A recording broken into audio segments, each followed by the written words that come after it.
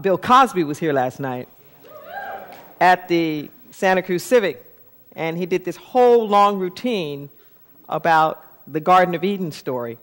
And he kept saying, some pages must be missing. There's some pages missing. So it's like, yes, those are the lost pages of Scripture. The love that's in us. Yes, indeed. Our theme this entire month has been reconciliation. And we're winding up the month and moving into December into embrace. And my topic today is ingratitude costs too much. To not be grateful, to not be thankful, just simply costs too much. You'll often hear me say that you don't get different sets of energy. There's just you, and you take you with you wherever you go. So you don't have an energy to reconcile and an energy to hold on to the stop. You don't have an energy to move forward and an energy to stay back and to procrastinate. You only have one set of energy. So the question is, what are you doing with it? I want you to feel that. What are you doing with your energy?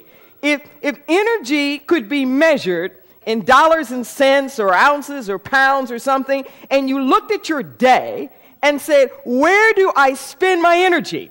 And I want to make a distinction here between your activity and your energy. Hello. I want to make a distinction between your activity and your energy. Okay? Because your energy is more than about the task that you are involved in. It's about your thinking. It's about your heart space. What are you contemplating? Where are you living? Where is your attention? Where is your intention? That's what takes up your energy. A lot of times we're tired at the end of the day. We think because of the activity, but we are tired because of how we have wasted our energy. That's why we're tired.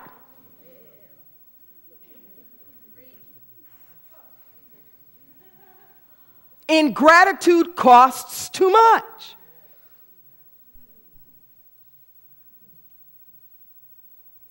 There were a few concepts from graduate school in business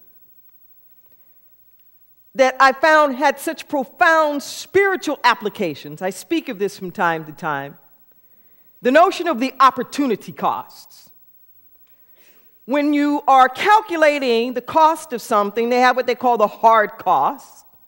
Things like the rent or what you have to pay for the machinery or that kind of stuff. There's soft costs, or things that might be variable, where you actually can have some flexibility on how much you spend, like advertising or that kind of thing.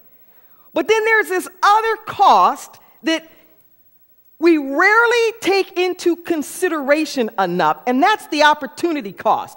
What the opportunity cost says is that for any given resource that you have, there are only so many ways that you can invest it. So you're here in this room. So your opportunity cost would be whatever else you could have been doing besides being in this room. Okay? But somewhere you made a decision that said to be here. Are you with me? To be here was the greatest benefit. Are you with me? To be here is the greatest benefit. So what happens for us is that there are a lot of ways in which we expend our energy where it just costs too doggone much. You know, I just came back from LA. For the past few years, I've been cooking Thanksgiving dinner here and driving it down on Thursday morning, on Thanksgiving morning. My parents are older and too feeble now to really do the Thanksgiving dinner, but they like the Thanksgiving dinner, so it's sort of my contribution to the cause. And I had shared in one of my classes, the Healing Family Relationships class that we're in right now, that for most of my childhood, adolescence, and early adulthood, I was always sick at Thanksgiving. Always.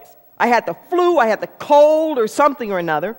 And I remember it wasn't until I started taking the metaphysical classes that I realized that I would declare ahead of time I was going to be sick.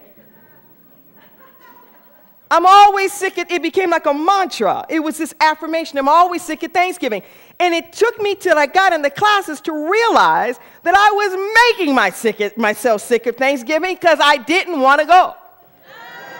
Because I didn't have a huge appreciation for my family.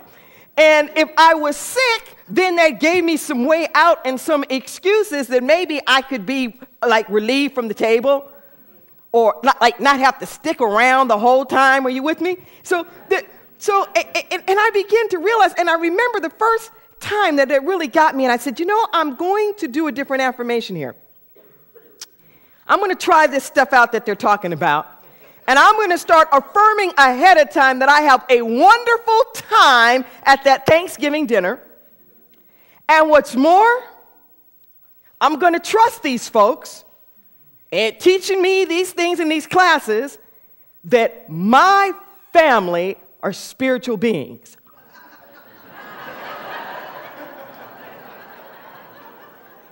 And it worked. Who knew? My family were spiritual beings. Who knew that I could actually have a good time? I went with the intent to enjoy them. I went with the intent to enjoy them. And I did.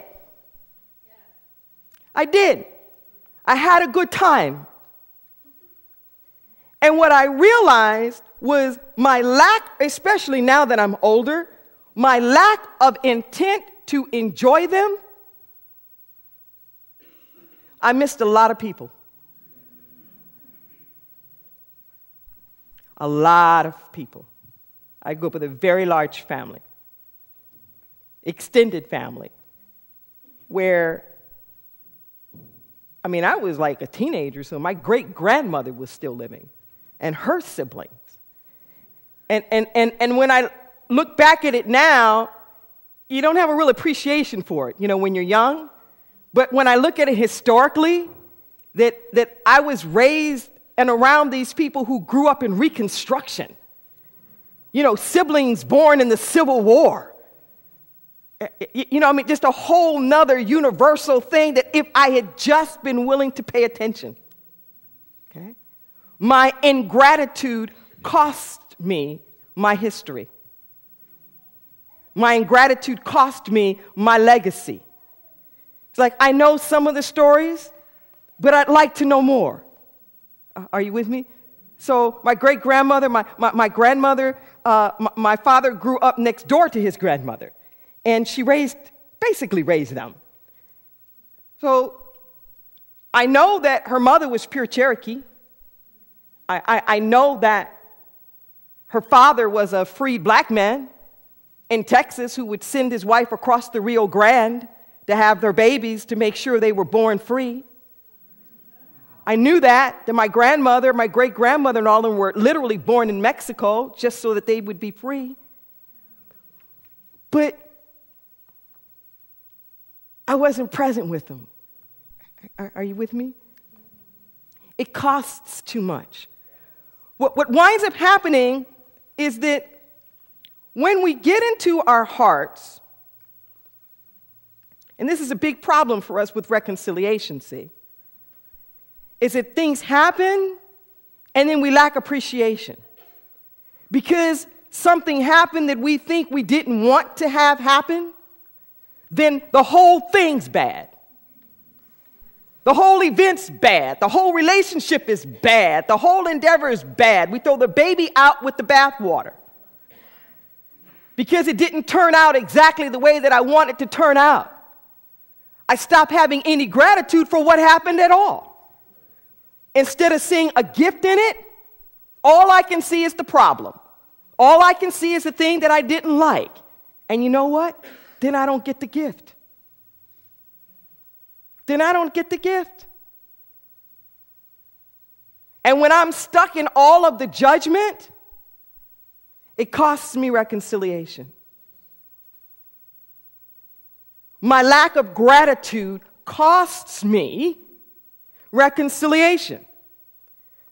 What happens for so many of us when Lynette was being honored for our expressions of gratitude today, one of the things that wasn't mentioned that was really weighing with me is she has been one of the bulwarks, just the steadfast coordinator of our prison outreach ministry for like 10 years solid. It's a lot of work. And we go deep into the prisons. And what I know is that we have this tendency to label people because of their actions.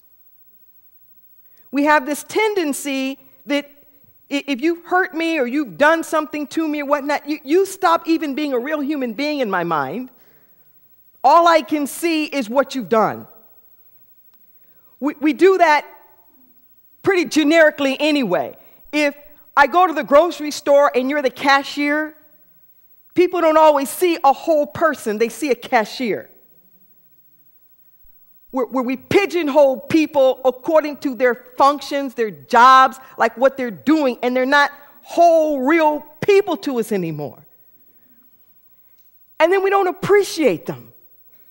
We don't appreciate their fullness. We don't appreciate their whole humanity. And it costs us too much. It costs us the connection.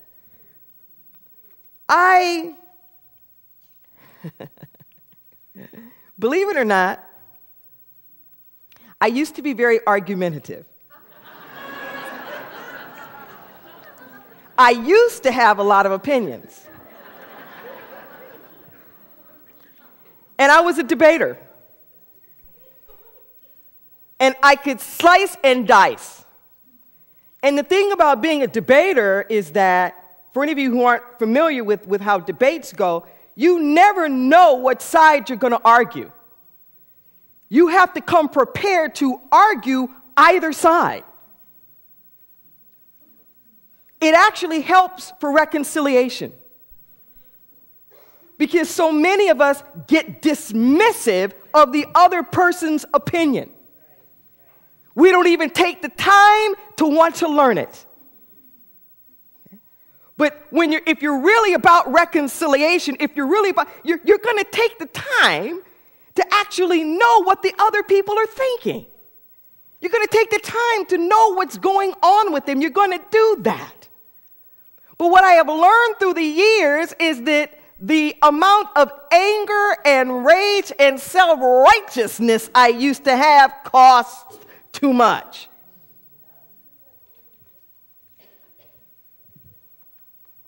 Do you want to be right or do you want to be happy?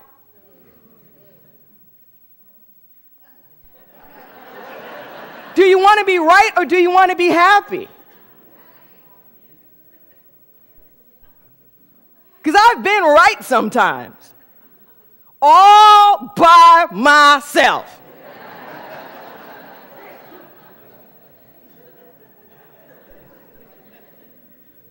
Reminding the people who wouldn't speak to me of just how right I was.